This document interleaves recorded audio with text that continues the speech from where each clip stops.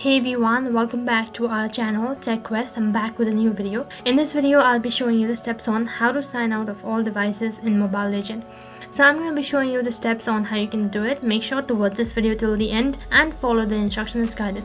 So in order to log out or sign out of all devices in Mobile Legends, so all you need to do is just change your password and you'll be able to log out of multiple devices. In order to change your password, what you need to do is log into your Mobile Legends account. Once you're logged into your account, you'll be directed to this kind of interface. Now once you're on this page, in the top right corner, you'll be able to see an option as settings.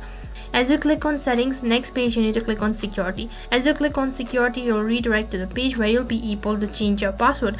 First of all, you need to provide your current password for the verification. After that, you can retype in the password. So once you do that, you'll automatically log out of all the devices that you're logged in. And in order to log in, you'll have to use a new login credential or your new password.